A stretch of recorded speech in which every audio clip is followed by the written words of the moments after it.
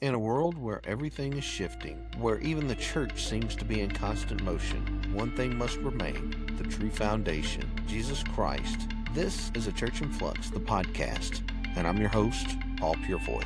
Each week we will confront the cracks, relay the cornerstone, and rediscover what it means to be the church Christ intended. So let's build together on the rock. Hey folks, welcome back to A Church in Flux, the podcast, where we've been learning to build our lives on the true foundation, which is Jesus Christ. I'm your host, Paul Purifoy, and I want to thank you for joining me again today as we're continuing this journey through the book I wrote called A Church in Flux, Building on the True Foundation. Before we get started here, would you just take a second to just like the episode, comment, and tell me what's standing out to you? Subscribe and follow on Spotify, Apple Podcast, Amazon, YouTube, whatever you're watching there or seeing this on. And share the episode with somebody that you know who's been fighting a war between the spirit and the flesh. Your share might just become their breakthrough. So let's go ahead and dig in here. This is going to be the spirit versus the flesh, part 3. So, wisdom for war here. In this life, we're not just fighting a battle between sin and righteousness. We're actually navigating a battlefield that has confusion, deception, as well as distraction.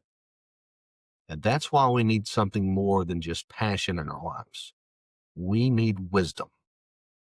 In 1 Corinthians chapter 1, verse 24, the power of God and the wisdom of God, the word calls it foolish. The flesh resists it, but the wisdom of God, it's the light that cuts through the fog. It's heaven's perspective that's given to us on earthly problems. You see, flesh tries to reason, but the spirit chooses to actually trust. Flesh says, if it doesn't make sense, I won't obey it. But the spirit says, if God said it, then I'll do it. And I'll do it even if I don't understand it yet. And that's the dividing line between human logic and divine wisdom we get there. So we have to have this wisdom of God, the guiding light.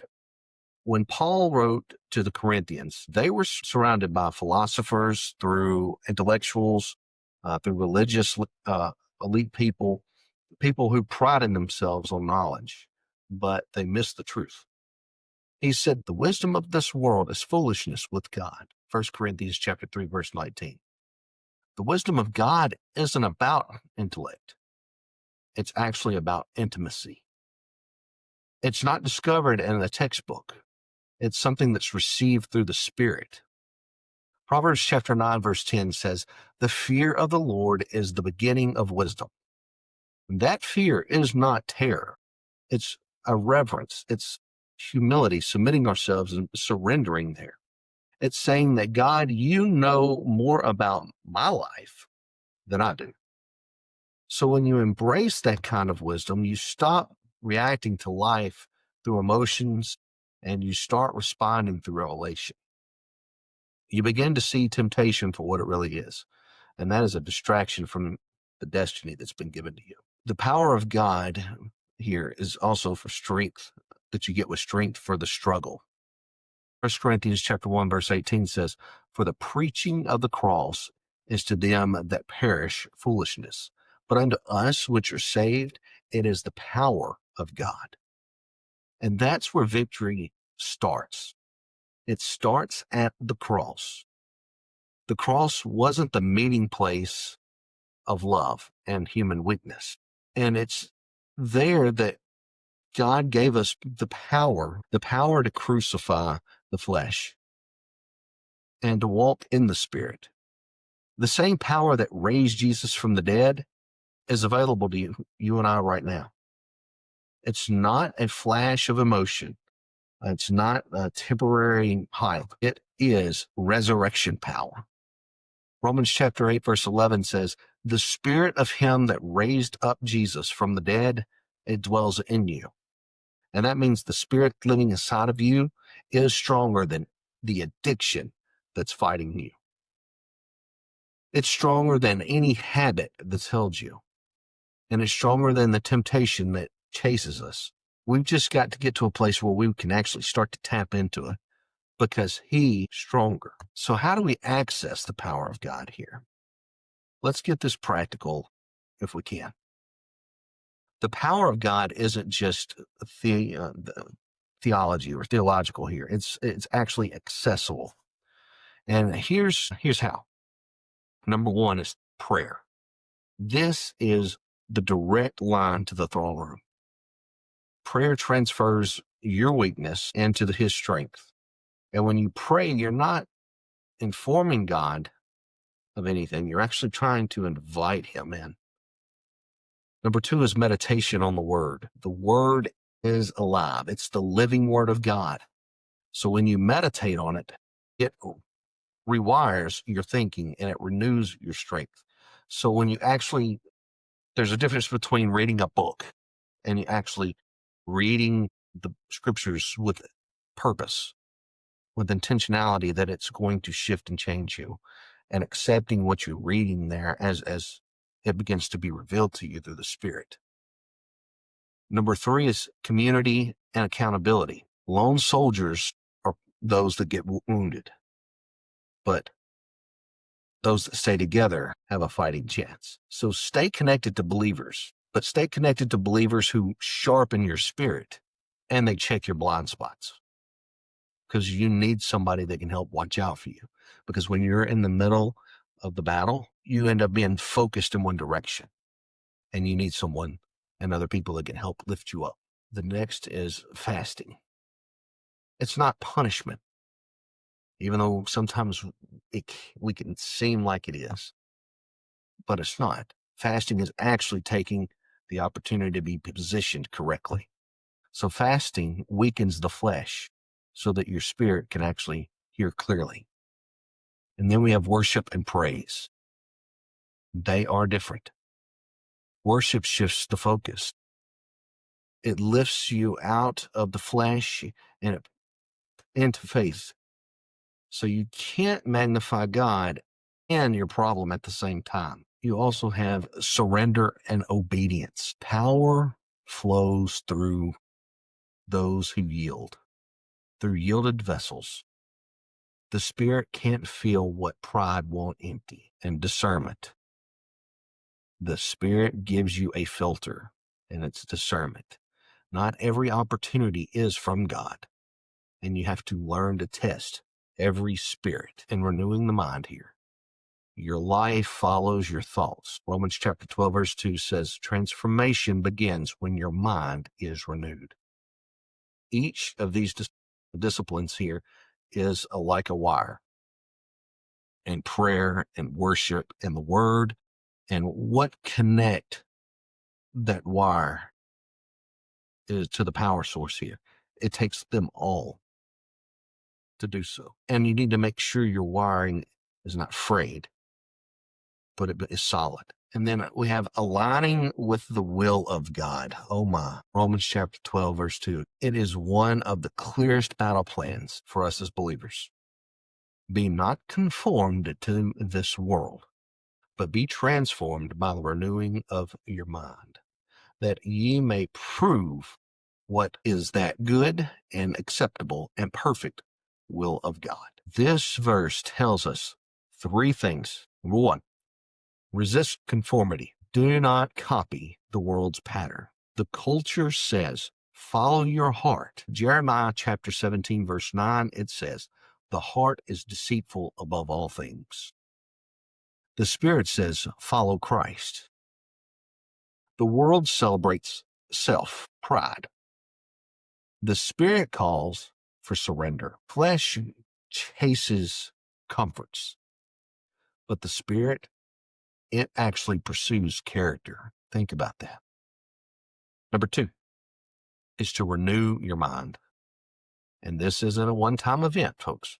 It's something that you need to do daily. It's a daily renovation. So when you read the Word, the Spirit scrubs away the lies of the world, and it will help to rebuild the truth inside of you. So you got to think of it like clearing fog from a windshield. God's Word wipes away distortion until you can see clearly. But here's the key. When windshields are foggy, they get cleaned a lot easier. But sometimes you have headlights that get foggy, and those don't clear up as well. We tend to do temporary patches at times where we take like WD, or you take the insect repellent and you spray it on there and kind of clears it up, but it only lasts for a moment. To truly start to get those headlights where they're not fogged anymore, it actually takes work, sanding, filling, and then sometimes we just have to replace the headlight to get it right. And that's the key with God, and that's the key with Jesus. Jesus doesn't just try to make the old thing correct. When he does a new thing, that's the key word. It's new, and he does it in you. And number 3 is discern his will. As your mind renews, you start recognizing God's voice faster. His good will align with his character. His pleasing will start to delight his heart. His perfect will, it fulfills his purpose, and it's through your obedience and my obedience to him. So this is how you live victoriously when your will bows to his, surrender to him. And when you align with God's will, here's some things that you get. Freedom follows. Not freedom here to do whatever you please, but freedom from the chains that once controlled you. John chapter 8, verse 32 says, "You shall know the truth, and the truth shall make you free." That truth is more than information. It's actually transformation that we get. So you don't just read it, you actually have to walk in it. And as you walk in it, fulfillment flows. God's will is not to restrict us. It's to release you into purpose. The flesh says, I want to control you, but the spirit says, surrender. Surrender, and you'll find freedom. So this week, ask yourself, am I relying on wisdom of my own, or am I relying on God's wisdom? Have I truly tapped into his power through prayer and surrender? Or where am I resisting his will because it challenges my comfort? Think on those and then take the time to act on one area. Start to renew your mind with the word. Fast a day. Worship in the storms that we go through in life. And when we do this, you can start to discover the peace that will come from walking in sync with the Spirit of God. So, folks, in the war between spirit and flesh, the wisdom of God is your compass that you get to follow. It will lead you where you need to be. The power of God is the strength that you get. And the will of God is the actual destination that you come to. And when you walk in those three, confusion will end, clarity will come, and victory becomes the normal of your life. 1 Corinthians chapter 1, verse 24 says, Christ, the power of God and the wisdom of God. So let his wisdom, folks, lead you.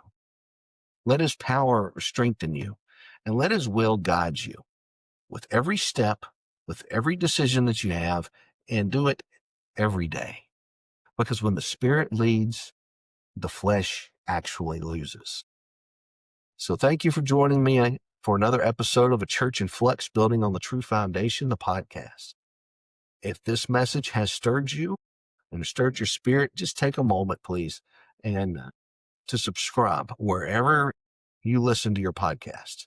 Comment below if you're watching on YouTube or Facebook, and tell me, how is God actually renewing your mind this week? I want to hear from you. And share this episode with someone who's searching for the wisdom, or that they're fighting an inner battle and a war between the spirit and the flesh. And don't forget, you can also get a copy of the book, A Church in Flux, Building on the True Foundation, on Amazon today. So until next time, stay grounded, stay yielded, and keep building on the true foundation, on Jesus Christ. All the best, and God bless. Thanks for joining me today on A Church in Flux. Don't just consume the word. Let it rebuild you. If this episode challenged or encouraged you, share it with someone you love. And remember, If the foundation is Christ, the church will stand.